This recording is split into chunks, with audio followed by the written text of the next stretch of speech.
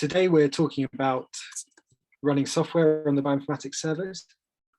In a month's time, on May the 19th, we will be digging deeper into one of the things I'll touch on today, which is managing your own software. That's something using Conda that really warrants its own session. So we'll be doing another one on that. And in June, we will talk about using R and RStudio, which is a programming language that we offer support for on the servers to do reproducible data analysis. In the future, there are a few things we're planning on talking about. So SnakeMoke and Nextflow workflows, maybe data analysis for the RNA-seq data, using ensemble databases, handling genomic data in R, utilizing high-C data, and really whatever else people are interested to hear about. We can definitely try and provide training on that as well. So the other thing is, if anybody wants to volunteer to give a presentation on something they think that people would find useful, then that would definitely be a great thing. So we'd be interested to hear about that. So on to today's subject. I'm talking about running software on the bioinformatics servers. As you know, recently, at the beginning of this year, we moved over to a new server, and we've got a slightly different setup for running software on the server.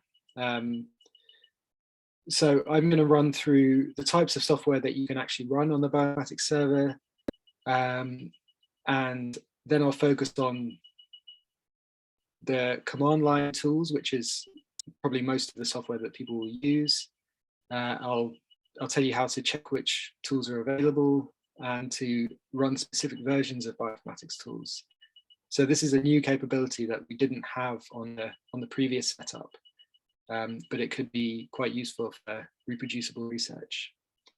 After that, I'll talk about accessing some GUI-based tools via the web or via remote desktop. And finally, I'll introduce the topic of the options we have for managing our own software environment using tools like Conda. So just to reiterate, types of software we have on the bioinformatics servers are the command line tools, which can be divided into the standard utilities that you'll get on a Linux distribution normally, as well as more specialized bioinformatics tools, which are designed to work with sequence data. And generally speaking, they're stored in different places and they're handled in a slightly different way. So I'll explain how that works shortly. We also have some web-based tools, in particular RStudio and HighGlass, which can be accessed via a web browser, and some graphical tools which you can get via remote desktop connections. So probably the most important one is IGV, but there's also things like LibreOffice as well, which you can choose to use on the server. So the first thing I'm going to do is I'm just going to run through a demo of how to run the bioinformatics software on the command line. I'm going to cover where you can find the software, how you can explore what's installed on the server and see where it is installed, and then how to check the different versions of the software that are installed on the server. So I'm going to switch over to my shell to just give you a quick demo of these things.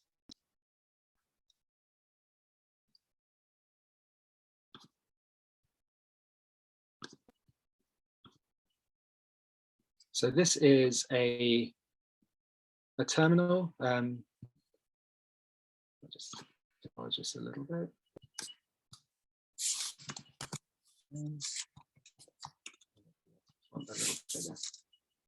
So basically, I'm just logged into a terminal on BIFX Core 3.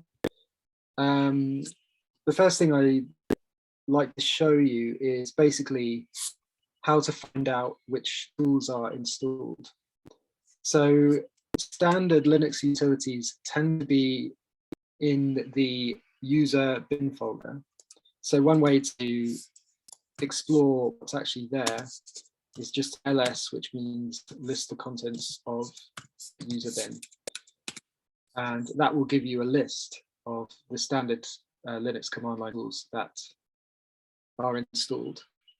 So things like zip, gzip, and various other things are installed there. Also, we have bioinformatics tools. So they're actually in a different location. They're in a folder that we've created called library/software. So you can look at the context of library software bin, and that will show you a list of bioinformatics tools that are actually links to tools that we have installed. For convenience, we also offer a specialized command called tools, which actually lists the tools, the bioinformatics tools, which you can find on the server. So if I just type tools and press return, it will give you the list of all of the bioinformatics tools which are available in library software, along with their version in brackets. You can also give tools an argument. So you can give it as many arguments as you want, but if I say would like to know what tools are available to work with BAM files, I could just do tools BAM like this. And it would give me a list of various tools which essentially have BAM in the name of the tool. So there's BAM to bed, BAM to starch, BAM compare, BAM coverage, and a few others. So that just gives you an idea of some of the tools we have to work with BAM files. Obviously, it's not a foolproof way of finding the appropriate tool for something. If I try tools FastQ, you can see there are various FastQ related tools here. But if I were to want to find a tool to work with FastQ files, it may not necessarily have FastQ in the name. So an example of this is seqtk, which is a powerful tool for working with sequences. So this is definitely something you'd want to know about if you wanted to work with FastQ files, but it's not, hasn't got FastQ in the name. So it's just something to watch out for. So once you've found a tool that you want to use, so say I wanted to use FastQC, I can use the which command, which is just a standard Linux command, to find out where FastQC actually is. And you can see it's in the library software bin. The next thing that I'll show you is working with different versions of software. Now, this is something that traditionally could be a bit of a problem. As an example, we can see with the tool FlexBar, the current version of FlexBar on the server is 3.5, but a few years ago, we used to use FlexBar 2.5, and they're actually, FlexBar 3 and FlexBar 2 are not compatible with each other. So a few people had FlexBar 2 in their bioinformatics pipelines, and when we upgraded FlexBar on the server to FlexBar 3, a lot of people's pipelines stopped working. And they basically didn't know why, because nothing had changed in their scripts. So one thing we've added with the new build of the servers is a way to make it possible to actually choose the version that you want to run. So we can see that the current version of FlexBar is 3.5, but I can use a command called versions to actually list all of the versions of FlexBar on the server. And we can see that we have FlexBar 3.5, which is the current version. You can see it's current version because it's got a star next to it. But we also have FlexBar 2.5. And the way that the server is set up you can actually choose how you call the FlexBar. So if I wanted to run FlexBar and find out the version, I could just run FlexBar version. I think this works for us. And it'll say FlexBar is version 3.5. I can also specify FlexBar 3.5 specifically, FlexBar -3.5. And then that points to the same tool, FlexBar 3.5.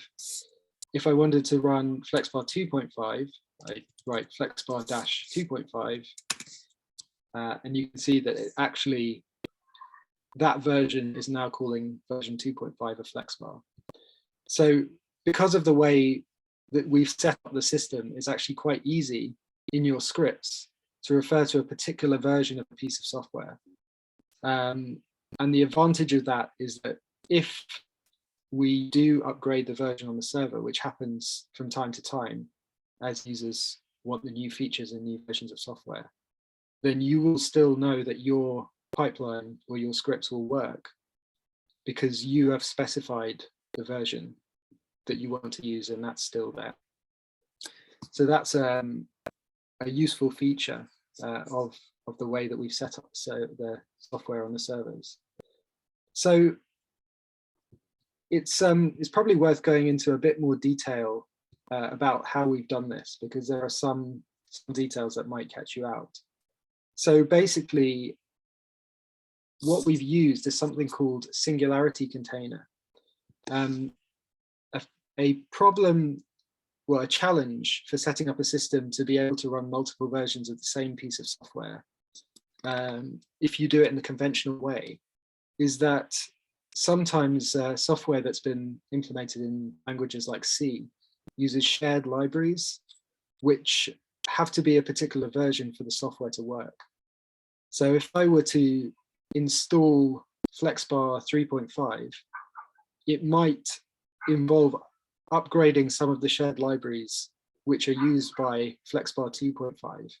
And in upgrading those shared libraries, I may then break the original FlexBar 2.5. So the idea of a container is that it packages the software alongside all of its dependencies, so all of the shared libraries that it might need, in a self-contained package. And therefore, you know that by upgrading or by using a new version of a piece of software, you'll get a completely different version of all of its shared libraries, and everything's completely isolated. So you know that by installing the new piece of software, you will actually be able to have the old piece of software existing in parallel, and it won't break it. So that's something called containerization, and we use a tool called Singularity to achieve that. If you want to learn more about Singularity, you can go to the website. If I just minimize that, at scilabs.io, and that will give you some information about Singularity. So the main thing that may catch you out with Singularity is that by default, for security reasons, the Singularity containers can only see files in your home directory. So any piece of software inside a Singularity container runs as you, basically, runs with your permissions. And by default, it can see your home directory, but it can't see any other directories. We've set it up so that for the containers that we maintain, they can also see the home's genomes directory, which has a lot of our reference data. But if you were to try and use one of these tools to analyze some data that's in somebody else's home directory, or in maybe your lab's group folder on data store, the command might fail because Singularity can't see the directory which contains your input file. So the solution to that is to use something like something called a bind path. So again, this is the URL you go to in scilabs.io, the Singularity documentation, if you look up bind paths and mounts, it can tell you a few ways to specify different bind paths.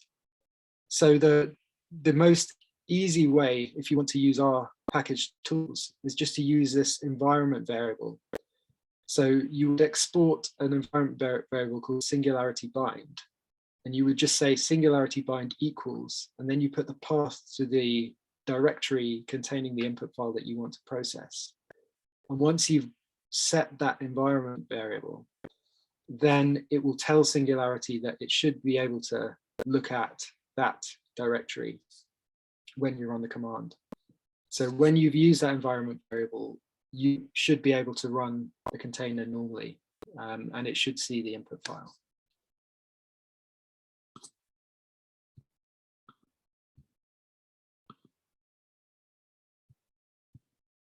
So just to recap what I've been talking about, when you run on the command line, you can look in user bin and user local bin for Linux tools. Bioinformatics tools are generally found in library software bin, so you can use ls to list the tools. But I've also got my tools helper command, which lists tools and versions of tools, and you can use searches on the names to find tools which work with the file types that you want to. Also, you can use the standard which command to tell you where a tool is installed. And you can use the versions tool to tell you which versions of a particular tool are available, so that you can specify a particular version in your analysis. And that will just be a kind of a way of ensuring that your pipeline doesn't break when we update the software on the server. And the way that we implement that is using a technology called Singularity containers. And these, by default, can't see everybody's home directory. So most of the time that will be fine because you'll be using files in your own home directory anyway. But if you do want to work on files in other people's home directories, then you should add a singularity bind environment variable. So the next thing I'm going to move on to is accessing web-based tools and GUI tools. So there are some tools that are available on the servers, but they actually have a graphical interface. So it's very difficult to use something like RStudio or IGV or LibreOffice via the command line. You need to be able to interact with the GUI. So we've set up a couple of tools so that you can access them online through the internet. Notably, we've got RStudio, which is an IDE for using R. So I'll just show you that quickly. So if I just go to my browser, you can see I've got a tab here, and this gives you access to the RStudio software. And there's also High-Glass. So you can see that RStudio is accessed via this URL, bifxrstudio.bio.ed.act.uk. There's also High-Glass, which is on BIFX Core 3 on port 32771. This is for looking at high-C data. So generally speaking, I would imagine if you want to use High-Glass, you should have a good idea about what it is. But just to make you aware, it's available on our server at this URL. And there is also a couple of bits of software that we don't have a web interface for. So in that case, you need to use remote desktop to get to the server. So I'll just move over to my remote desktop session here. Once you log in via remote desktop, let's make this a bit bigger. You'll see a desktop. This is actually on BIFX Core 3. If you go to the applications menu, you will see a few different applications that you can run via remote desktop. So I already showed you looking at RStudio via the interface. You can actually also reach it via remote desktop here. There are Office tools like LibreOffice. There's also IGV, which does not have an icon, but if you open a terminal, you can use IGV via the terminal. So here's a terminal on my server. I type IGV, and after a few seconds, IGV is here. So this is IGV running on BIFX Core 3, which is another thing that you can use. Just a quick note about web browsers. You do have the option to use a web browser on the server. If you do that, you should bear in mind it's a public server, so people other users may be able to see your browsing history just by looking at the files on the server. So it's there for you to use, but be careful if you're using particularly user logins and things like that. So just going back to this, we've got these three ways of getting to the server. The final thing I'd like to talk to you about is managing your own software environment.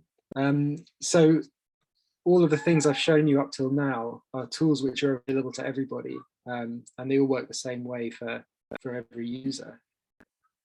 Sometimes it can be useful if you can actually manage your own software. So if you've got software that only you want to use, or maybe you want software configurations for different projects, it can be useful to manage your own environment. Also, if you're writing your own code using a language like Python or Perl or R, it's useful to be able to manage your own packages, your own R packages or Python packages. We don't really provide standard selections of packages for programmers. So if you are writing your own programs, then you may find that you want to manage your own packages. So the main options that we recommend for doing this are Conda, which we'll talk about next time.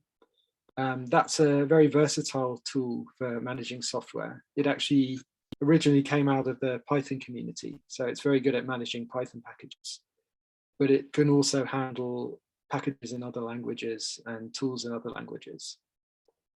And a good thing about Conda is that it can actually allow you to manage different environments as well. So if I move over to the command line, just to give you a quick illustration, you can see that if I look at the tool SnakeMake, I look at the version just by giving it the version option. The default version on the server is 6.15.1, and if I look at where it is using which, you can see it's in library software bin with the other bioinformatics tools. But if I want to have my own version of SnakeMake, which I manage, I could use a Conda environment. So I've got my own Conda environment, which I prepared earlier, which is called SnakeMake 605. I can use Conda activate to activate that environment, and that basically says, it tells the server that it should look for software in that particular place in that environment first. So now when I run SnakeMake /version, I'll see that it is now at version 6.05. It's taking a while to come up, but it should eventually. There it is.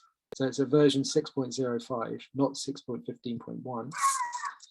And if I use which to see where that is, SnakeMake,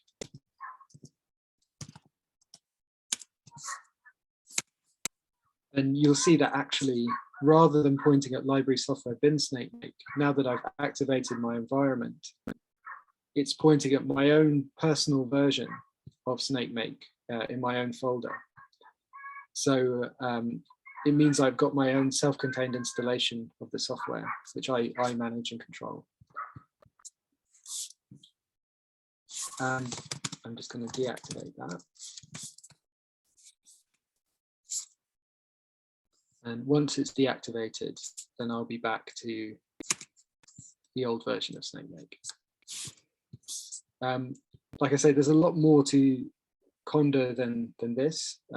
Obviously, you need to know how to create environments, how to install different versions of software in environments, and you can also share your environments with other people so they can replicate your environment. So next month, we will be going deeper into Conda and showing you actually how to do it yourself. That's just a flavor of what it does.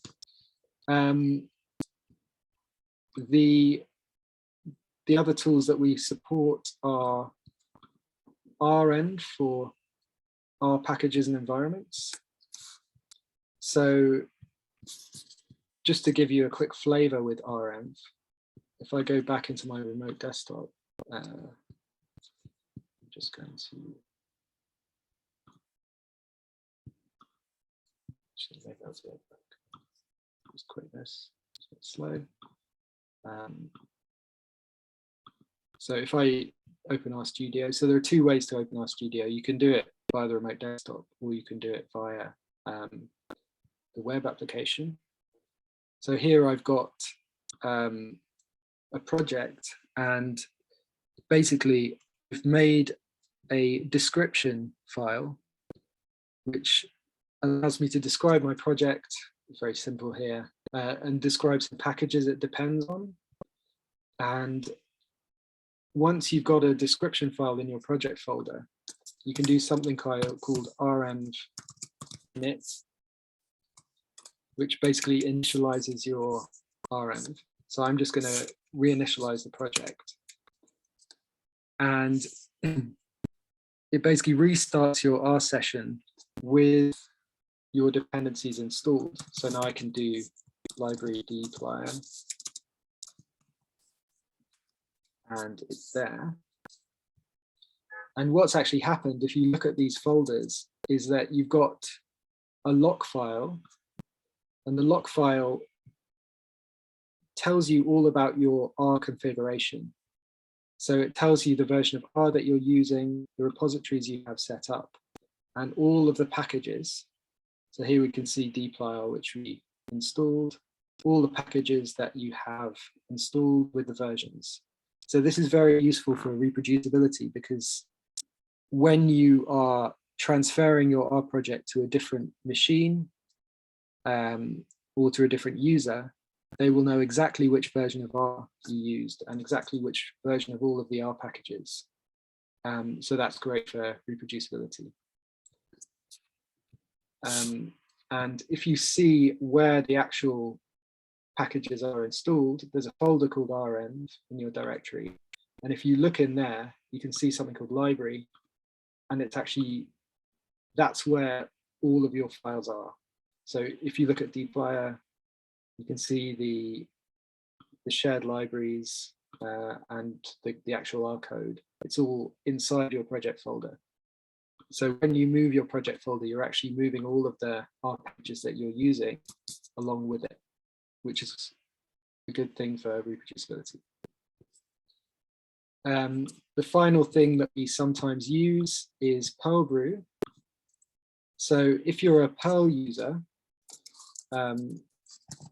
we have the standard version of Perl on the server, which Perl, and so I'm using my Perl brew one. So the standard version of Perl brew on the server is user bin Perl, and we can see that it's on version 5.16.3 at the moment. If you wanted to have a different version of Perl, you can install something called Perl brew, and Perl brew gives you access to different versions of Perl. So if I do Perl brew list, I've only got one, which is 5.32, a relatively recent one. I can do Perl brew use, and then you can see that I've now got version 5.32.1. And if I look at where it is, it's a similar idea to Conda. This is in my home directory. It's got a Perl 5 folder, and it's got my own version of Perl in that folder. So I can manage my own version of that programming language and all of the libraries as well. And that can be completely independent of the system version. So if you're making Perl scripts and you want to install your own dependencies and manage your own Perl installation, then Perl Brew is what we recommend for doing that. So I'll just switch back to my slides. That is basically everything that we have that I was planning to cover for this week. So I've just left a few minutes. If anybody has any questions about anything here, then I'd be happy to answer them. So yeah, please let me know if you have any questions, and thanks for listening.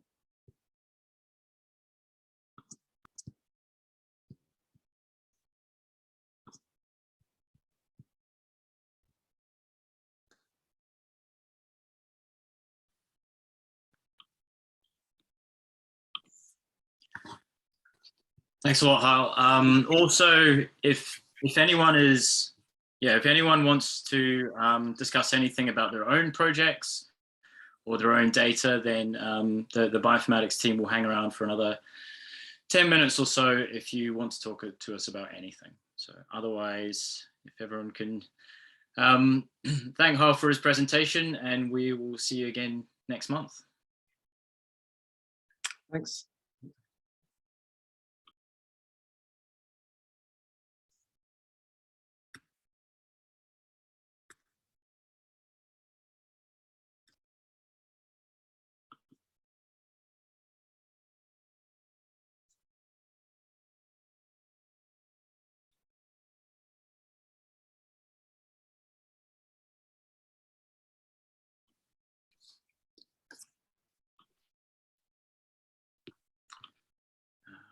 Right, great. Thanks for that. If you can send out just a little recap email, that would be good. You're still recording, by the way, just to... Oh yeah, good.